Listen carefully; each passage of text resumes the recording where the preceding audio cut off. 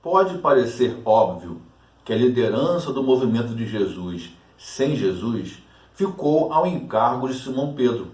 Afinal, isso está atestado nos evangelhos.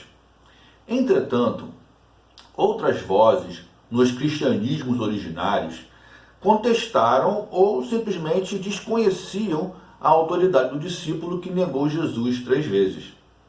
Essas outras vozes, por seu lado, demonstram que havia uma disputa de poder entre as primeiras comunidades de crenças cristãs.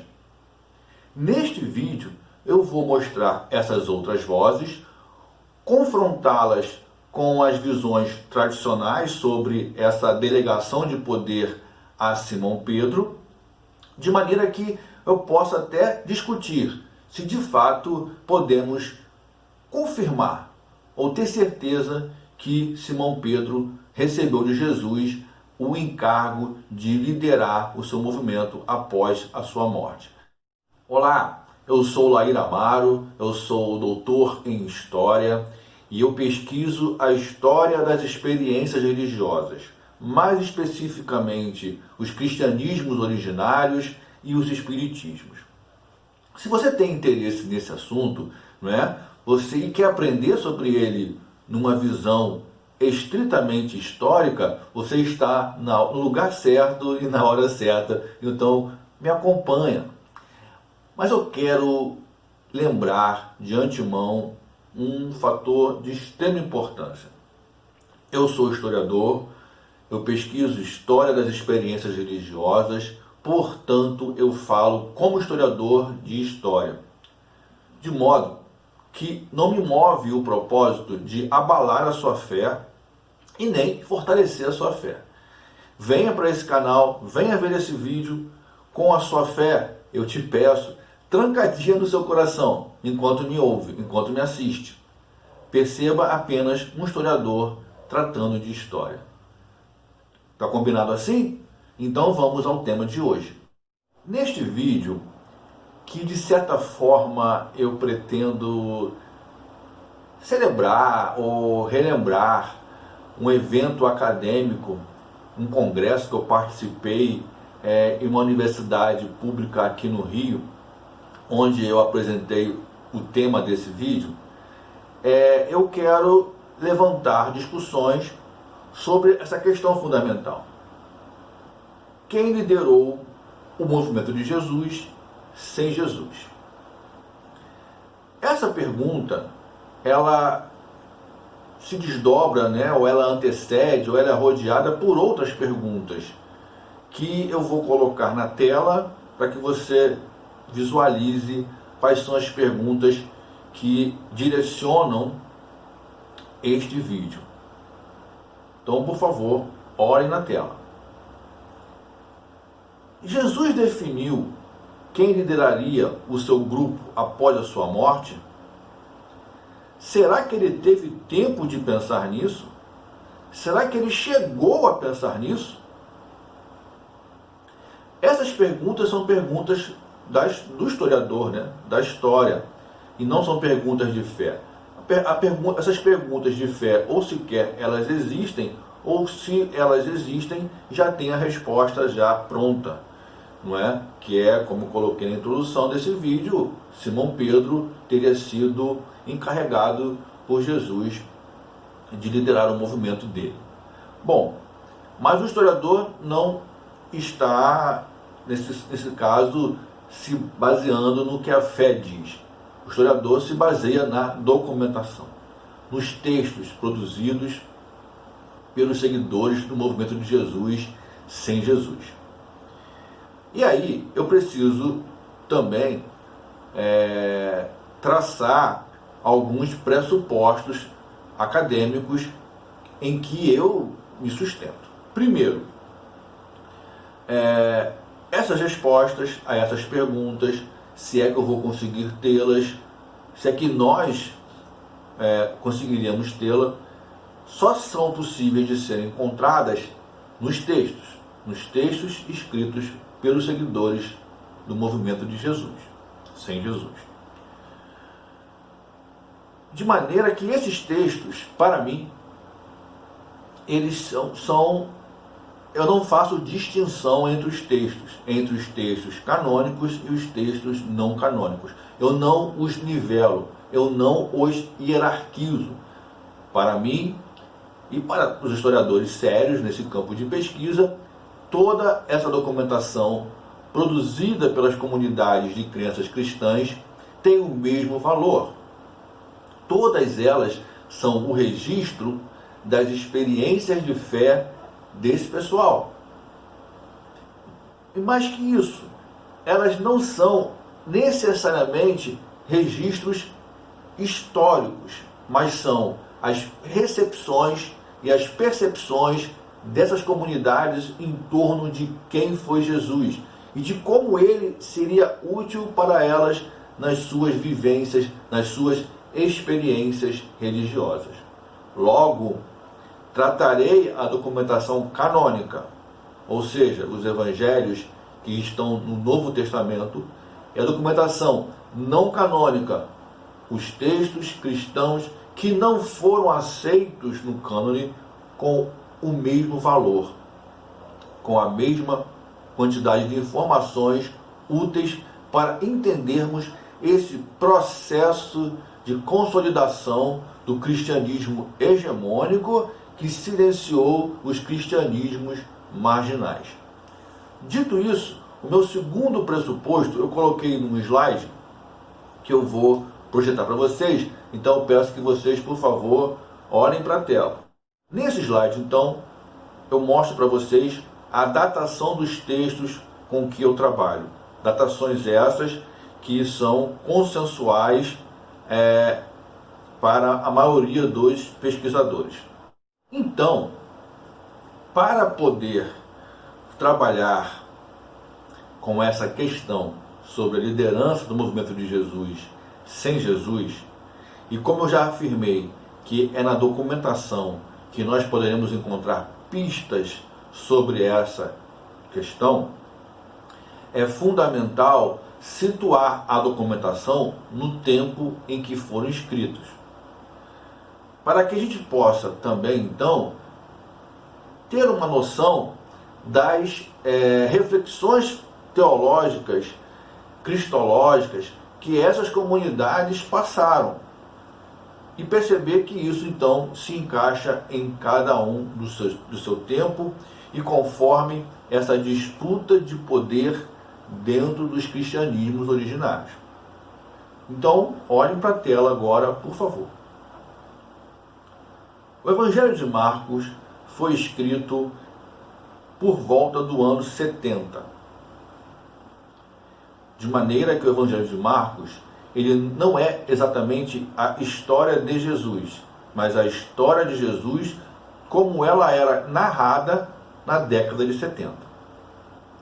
O Evangelho de Mateus foi escrito em algum momento da década de 80, ou seja, 10 anos depois do Evangelho de Marcos. Porém, há um dado importante. O Evangelho de Mateus depende do Evangelho de Marcos. O autor do Evangelho de Mateus copiou várias passagens do Evangelho de Marcos, algumas foram cópias fiéis, outras ele mexeu e modificou alguns elementos. Além disso, o Evangelho de Mateus também copiou trechos, versículos de um Evangelho de ditos, o Evangelho e também de tradições específicas, especiais, que esta comunidade que escreveu este Evangelho produziu, inventou. No ano 120, o Evangelho de Tomé foi escrito. Há uma certa tensão entre os historiadores no que se refere à datação desse documento. Uns historiadores colocam Tomé no ano 50, na década de 50. Outros colocam na década de 120. Para este vídeo, eu vou trabalhar com Tomé sendo posterior aos evangelhos canônicos e já no século II. E temos também o Evangelho de Maria, cuja datação ali é mais ou menos em torno do ano 200 da Era Comum. Essa linha do tempo, essa cronologia dos evangelhos, ela é importante para que nós possamos ter uma noção ainda que superficial, daquilo que eu venho falando desde o começo do vídeo, das disputas de poder, das tensões existentes entre essas comunidades em torno de, por exemplo, quem seria o líder do movimento de Jesus após a morte de Jesus. Pois bem, o que o Evangelho de Marcos, que é o nosso primeiro documento, diz a esse respeito? Eu gosto muito de fazer uma atividade com os meus alunos nos cursos presenciais que eu ministro sobre cristianismos originários, que é pedir para que a aluna ou o aluno se imagine vivendo na Síria do século I e que não conheça nenhum evangelho. Esqueça tudo o que você supõe saber sobre Jesus a partir da sua leitura dos evangelhos ou de outras formas de acesso que você teve à história de Jesus. Esqueça isso. Você é um neófito, você nunca ouviu falar de Jesus, você está na Síria e você entra numa casa-igreja, ou você ouve um pregador em praça pública, ou você tem acesso a uma cópia manuscrita do Evangelho de Marcos. O que você, nesse caso hipotético, aprenderia sobre Jesus? É o que nós vamos ver no próximo slide. Olhem para a tela. Está registrado no Evangelho de Marcos, capítulo 8, versículos 27 a 30. Jesus partiu com seus discípulos para os povoados de Cesareia de Filipe. E no caminho perguntou aos seus discípulos: quem dizem os homens que eu sou? Eles responderam: João Batista. Outros, Elias. Outros ainda, um dos profetas. E vós, perguntou ele, quem dizeis que eu sou? Pedro respondeu: tu és o Cristo. Então proibiu-os severamente de falar a alguém a seu respeito. Bom, esses versículos de Marcos, eu comungo da noção, junto com outros historiadores, que essa cena narrada no Evangelho de Marcos, ela não é autêntica, ela não aconteceu com Jesus e seus discípulos.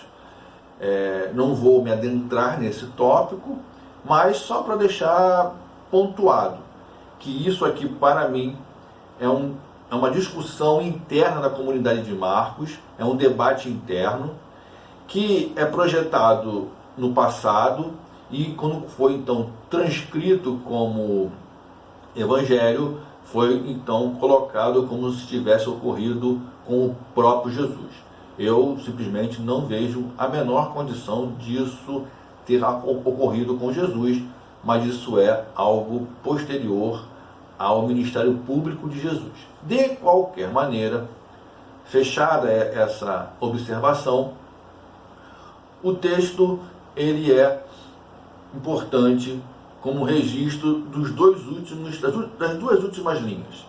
Pedro respondeu: tu és o Cristo. Linha seguinte, então proibiu-os severamente de falar a alguém a seu respeito. Encerra-se a discussão.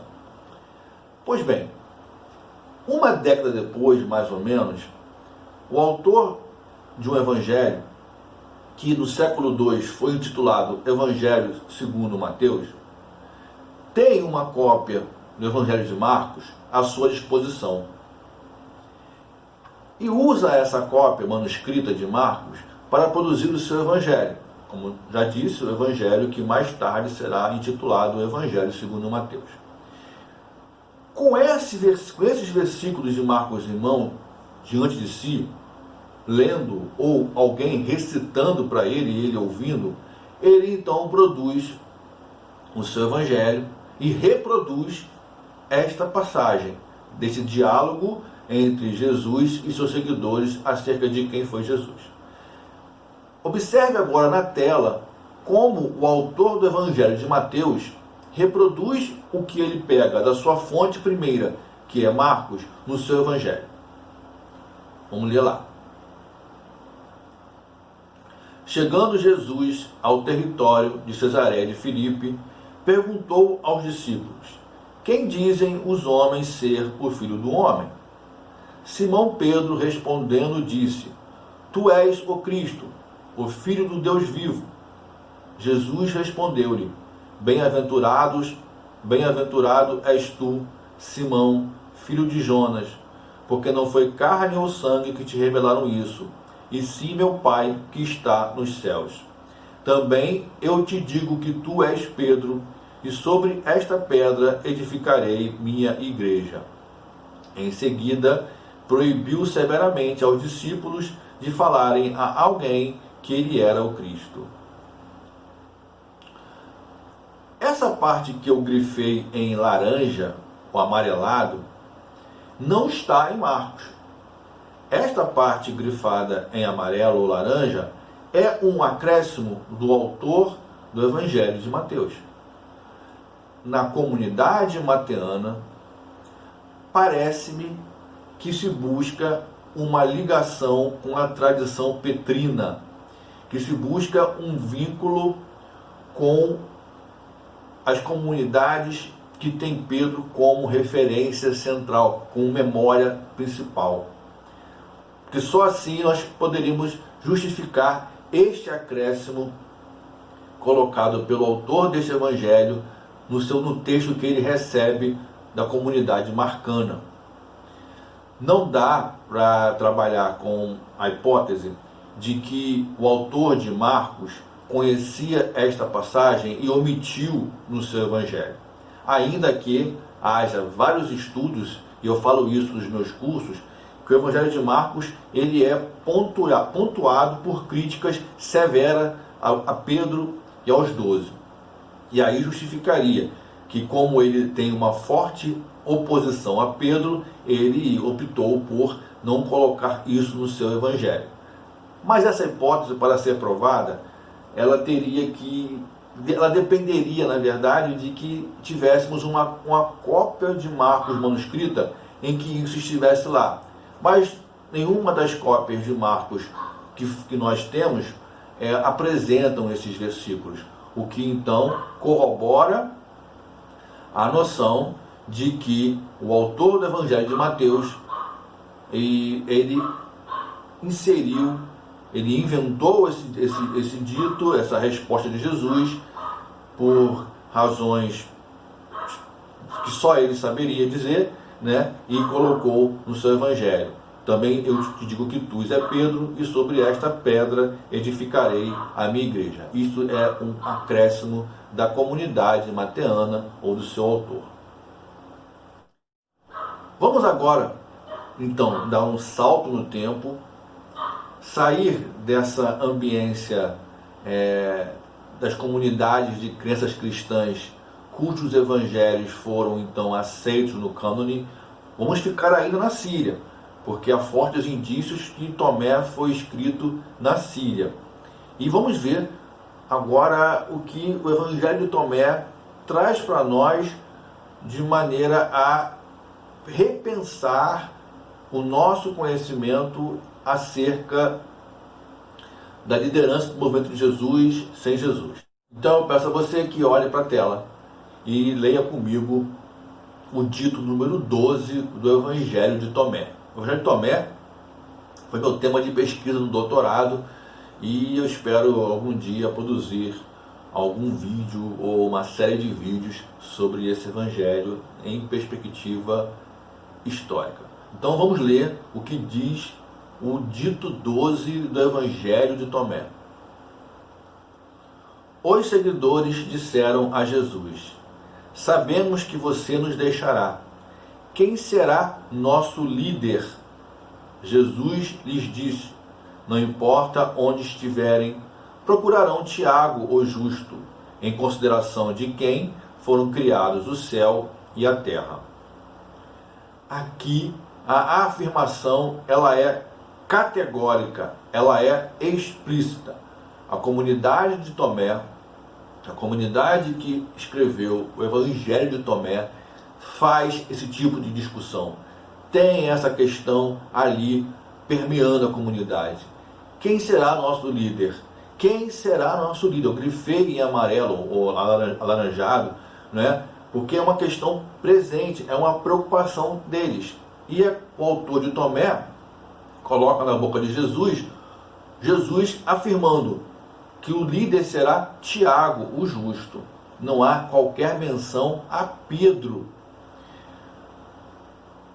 Eu vou tratar disso mais à frente, mas isso já mostra um contraditório em relação à percepção prévia de que Jesus conferiu autoridade e poder a Pedro. Tudo bem?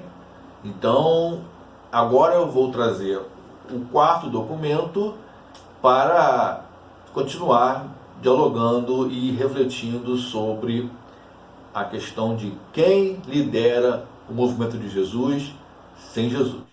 Eu vou agora, então, ler para vocês o Evangelho de Maria Madalena, as folhas 10 da linha 1 a 8 e a folha 18 da linha 6 à linha 15. Antes de colocar na tela essas linhas e ler para vocês, ler com vocês, deixa eu situar o Evangelho de Maria, que eu também queria muito produzir um vídeo sobre esse Evangelho, ou uma série de vídeos sobre esse Evangelho.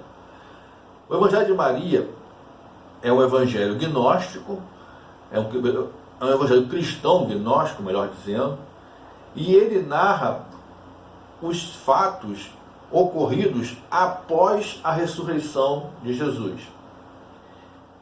As folhas que eu trouxe para cá, a folha 10 e a folha 18, e as linhas que eu vou ler daqui a pouquinho, contextualizando elas, é o seguinte: os discípulos de Jesus estão receosos, eles estão decepcionados, Jesus foi crucificado, Jesus morreu, Jesus foi sepultado, eles estão num caos mental bastante significativo, o que vai ser da nossa vida daqui para frente. E eis que Maria Madalena, ela entra nesse recinto e diz que viu Jesus, conversou com ele e que ele teria dado a ela mensagens para serem transmitidas aos discípulos. E aí, ela então diz para eles o que Jesus disse para ela. E não há uma aceitação muito boa do que ela diz, porque dois discípulos irão contestá-la, o discípulo André e o discípulo Simão Pedro. O que André contesta aparece no Evangelho de Maria. O que Pedro vai dizer não aparece no Evangelho, nós não temos muito o que saber o que ele disse. Mas vamos ao texto. Diga-nos as palavras do Redentor que tens na memória, que tu conheces e nós não, e que também ainda não ouvimos. Maria respondeu, dizendo: o que vos está oculto, eu vô-lo anunciarei. Levi respondeu e disse a Pedro: Pedro, você sempre foi um esquentado. Agora te vejo argumentando contra a mulher como o adversário. Mas se o Salvador considerou-a digna, quem somos nós para rejeitá-la? Nós não sabemos exatamente pelo texto, porque o texto não registra isso, quais foram as contestações de Pedro contra Maria Madalena.